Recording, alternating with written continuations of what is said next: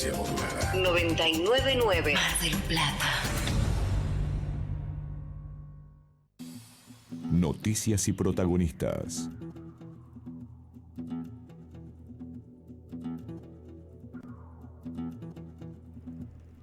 Bueno, muy bien, aquí estamos, 7 en punto de la mañana, una mañana en la que el frío se destaca como un dato climático importante.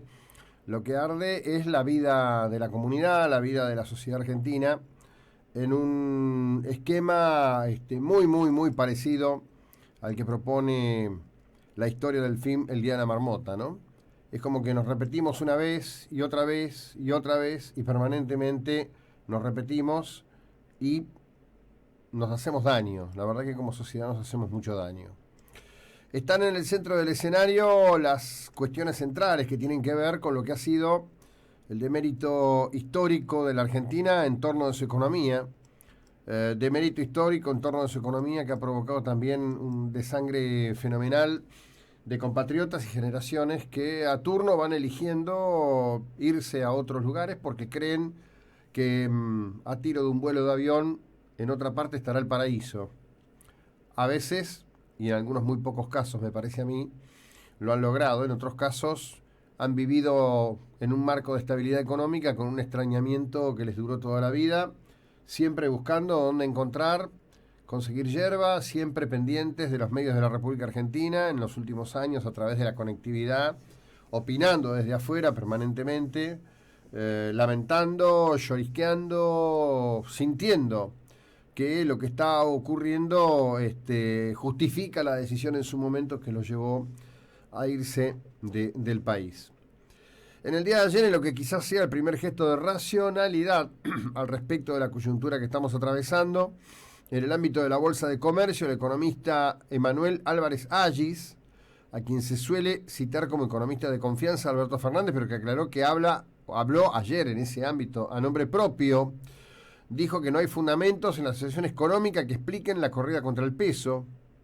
La organización del encuentro estuvo a cargo de Alearia y Ledesma. Agis tuvo oportunidad de compartir escenario con el exministro de Finanzas y expresidente del Banco Central, Luis Caputo, el Toto Caputo. Hubo coincidencia en varios puntos entre ambos dos. Ambos se manifestaron uno con respecto del otro con mucha diferencia, cosa que me parece que está muy pero muy bien. Después vamos a hablar de las cosas que se dijeron, pero quizás el dato más interesante es que Álvarez Agis dice que en el valor de 60 pesos es un valor de recontra equilibrio para la balanza de pagos. Atención, aquí hay un dato, porque en rigor estos dichos de Álvarez Agis le enmendan la plana rápidamente, muy rápidamente, a justamente el propio Alberto Fernández, que venía reclamando contra el gobierno, acusando al gobierno de mantener una artificiosidad baja del tipo de cambio para tener un plafón distinto frente a las elecciones, y en las primeras horas del día lunes habló de una acción del gobierno con el objetivo, digamos, de crear pánico. Lo que dicen los entendidos, una vez más, no es la primera vez que esto se dice, es que literalmente lo que ha ocurrido no tiene mayor sentido. Caputo hizo una apreciación de carácter técnico respecto del manejo del Banco Central de la República Argentina. También es un tema para hablarlo con un grado de expansión. Pero pasan otras cosas. Por supuesto, hay mucho cabildeo aquí a nivel local, en donde cada vez más los actores políticos, y me parece que esto es una mirada sensata, están evaluando la situación al respecto de la elección local como una elección entre Fernanda Raberta y Guillermo Montenegro. Los distintos campamentos políticos se están alineando en torno de esa idea, y bueno, habrá que ver en rigor qué es lo que va a pasar. Sigo creyendo que la elección de este año es entre la decepción y el espanto. Tiene mucho trabajo que hacer para cortar la idea del espanto el candidato Alberto Fernández, y tiene mucho que hacer para superar que en la decepción sus votantes, o aquellos que fueron votantes circunstanciales, porque hay que decir que el núcleo de votantes del presidente Mauricio Macri se mantuvo, como siempre señalé, en cualquier contexto fiel y firme. Quien sigue teniendo libreto propio y la idea al respecto de que es lo más, pero su resta está dada por las compañías, que en todo caso volverían a ser malas, es la gobernadora de la provincia de Buenos Aires. Ha definido que no habrá más recorridas junto con Macri ni con Pichetto. Encarará una campaña electoral en soledad para buscar lo que parecen, muchos dicen imposible después de la derrota electoral, dar pelea por su reelección.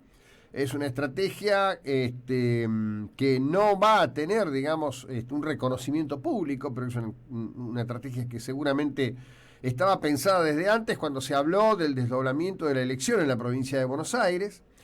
La gobernadora ha sostenido, siempre sostuvieron esto, que su derrota electoral, que en realidad, como dicen algunos, si vos medís, analizás, ves, y te fijás que en sí, si descontás los votos blancos, qué sé yo, sería del 52, sino del 49%, en definitiva, una cuestión estadística, no menor, pero una cuestión estadística. Todo se debió al arrastre negativo, al castigo de la gente a la gestión de Macri.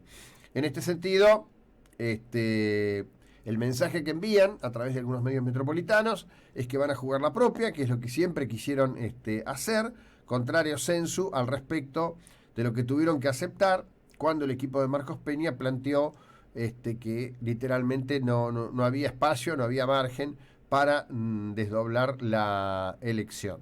En ese orden, tengamos presente que antes de los anuncios que hizo el presidente, a las 9 de la mañana, que los compartieron aquí por la 99.9 en directo, en el momento en que este mensaje era emitido y que lo pueden también compartir y bajar. Algún tramo vamos a compartir ahora de los dichos del presidente. Se dio un hecho de características políticas no frecuentes en la política, creo que no ya en la de Argentina, en la política a nivel global, un presidente que pide disculpas. Acá voy por un dato que a mí me llama poderosamente la atención siempre, que es el doble rasero, ¿no? Mientras a algunos se les tolera absoluta, total y completamente cualquier cosa, ¿no? Por ejemplo, digo, en términos lógicos, ¿cómo es posible que Alberto Fernández supere el volumen impresionante de dichos negativos expresados por él en absoluta libertad al respecto, tanto de Cristina Elizabeth Fernández, viuda de Kirchner, como de Axel Kicillof, ¿no? Bueno, sin embargo, no pasó nada. ¿Cómo es posible que Sergio Massa se esconde o se pone en una lista, si bien ahora en las últimas horas el Grupo América lo sacó y lo vuelve a instalar como opinante, y no pasa absolutamente nada? Y por otro lado, se genera una situación en donde un presidente que tiene las expresiones que tiene, en definitiva, de un tipo que esperaba un resultado, que se encontró con otro, que está dolido, que tiene una frase que no fue la mejor de todas, pero que tampoco era un castigo, váyanse a dormir, ¿no?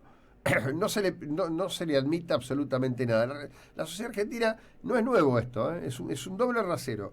Los dirigentes del justicialismo tienen un margen tan amplio para decir absolutamente cualquier cosa y luego decir todo lo contrario y no pagar ningún precio por eso, que es absolutamente increíble. Digo, a ver, miremoslo a Pino Solana, ¿no? Digo, Pino abrazado, festejando la victoria en contra o en oposición al gobierno de Macri. Increíble. Por otro lado, ayer tuvo que salir el ministro Dietrich ratificando que los combustibles quedan congelados por 90 días. Dijo, es la medida y la medida se va a implementar. En la tarde de ayer el grupo Clarín, desde TN en particular, insistía en que la medida no se iba a aplicar. Dietrich ratificó que los combustibles quedan congelados por 90 días. Hizo la confirmación luego que el gobierno decidiera postergar la publicación de la resolución que dará sustento legal al anuncio del presidente a la espera de acordar con las empresas la forma de implementación. El gobierno determinó convocar a las petroleras a una mesa de diálogo para acordar la implementación del anuncio.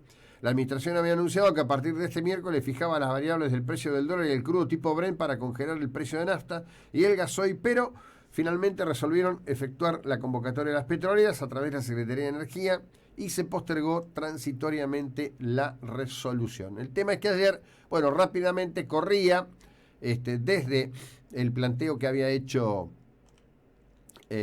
justamente TN, que lo vendía como la gran primicia, que esto no iba a aplicar, que esto no se iba a hacer. Dietrich ratifica que sí, y que lo que está en conversación es sentarse con las petroleras. Imagino yo que habrá algún tipo de novedad o diferencia en alguna de estas medidas. En el día de hoy se conocerá otro paquete de medidas, ¿sí? Recordemos que ayer necesitabas 62 pesos con 17 centavos para comprar cada dólar, y que el riesgo país está ubicado en 1935 puntos, ¿sí? Digamos, en esa cuestión o coyuntura en la que estamos ubicados, Luis Caputo dijo: los mercados exageran, no hay fundamentos para que Fernández defaultee y que hay una oportunidad para comprar bonos y acciones baratos tras el derrumbe del mercado. Criticó que el Banco Central dejara de devaluar con una demanda marginal de dólares. La verdad que las cifras de las que se hablan en operaciones son absolutamente pequeñas. Este es un tema en el que los de a pie, digamos, siempre estaremos haciéndonos preguntas al respecto de estas cuestiones, pero que evidentemente tienen, a mi criterio, un componente absolutamente único, y ese componente absolutamente único que tienen es el de la cuestión política. Todo esto está marcado por la cuestión política, está marcado por lo que en definitiva entiende o piensa o cree cada individuo, y en este sentido la sociedad argentina tiene una larga, lamentable, dura experiencia en la materia. Bien, esto lo puse como uno de los tips en el inicio. Sin ninguna duda, la elección de Mar del Plata va a terminar siendo una elección a cara o seca entre Raberta y Montenegro, Montenegro y Raberta. Casi vendría con el cartel colgado de terceros a abstenerse. Hay mucho movimiento en torno justamente de los terceros. Veremos qué es lo que en definitiva va a ocurrir a ese respecto. Como pasan otras cosas en el mundo, te quiero contar brevemente que ayer a la tarde se anunciaba, inclusive en algunos medios con títulos catástrofe, una movilización de tropas chinas hacia la frontera de Hong Kong. En definitiva, en la mañana de hoy, lo que se dice clara y concretamente es que no habría una acción definida en ese sentido. ¿Por qué? Bueno, porque la capacidad de las autoridades de Hong Kong, digamos, de imponer criterios de orden mediante el uso de la violencia por parte del Estado, en definitiva, no requerirían un movimiento importante. Sin embargo, la información, inclusive acompañada con imágenes muy contundentes, muestran y exponen que hay una concentración de fuerzas justamente ahí nomás, a un tris de entrar en Hong Kong. Se concentraron fuerzas en Shenzhen, la ciudad fronteriza. Esto es en medio de la escalada por las manifestaciones pro democracia, en donde, bueno, amén de la cuestión de los cruces económicos entre Estados Unidos y China a partir de las iniciativas de Donald Trump, se da un tema en donde justamente Trump habla en el mejor lenguaje que le cabe a Estados Unidos, ¿no? El planteo a favor de una apertura política, de una democracia. China habló de agresiones de tipo terrorista contra sus habitantes en los enfrentamientos, ha concentrado fuerzas pertenecientes a la policía militar en el estadio de Shenzhen. De esto hay imágenes distribuidas por Associated Press. Son efectivos rodeados de camiones y blindados de transporte de tropas. Pekín dejó sobrevolar el fantasma de la intervención para restablecer el orden, pero insisto en decir esto, no da la impresión de que efectivamente pueda haber una irrupción de carácter masivo. Es un tipo de escaladas que pueden literalmente llevar hacia cualquier final, porque este grupo que está encabezando las manifestaciones es un grupo joven, formado en una cultura distinta de la cultura de la China comunista no parece ni dispuesto a ceder ni fácil que pueda ponerse en la posición de tener que ceder. Bueno, te quería contar esto brevemente. Todas las empresas podrán financiar deudas corrientes con la AFIP en hasta 10 pagos al 3% mensual. Después vendrá la discusión al respecto de si ese valor de la tasa es así o no. Sigue el debate entre lo que pasa en las redes y en los medios, planteando que es falso que los telegramas con errores impliquen que haya fraude electoral. Sin embargo, en lo personal y directo son varios ya los que han estado en las mesas que dicen que la copia que ellos tenían de lo que pasó en su mesa con lo que está cargado como dato no coincide. Y ayer a la tarde se hablaba de 2.430 mesas en donde habría 0 voto para el presidente Mauricio Macri. El tema va a tener que tener un relevamiento exhaustivo cuando se haga el conteo a mano. Y obviamente está en el marco de los interrogantes que nos rodean, ¿no? Marcela nos dice, recién operada, pero de la clínica escuchándolos. Bueno, Marcela, gracias, que te recuperes pronto y nos alegramos que la operación haya salido bien. 5640696, esta es la 99.9.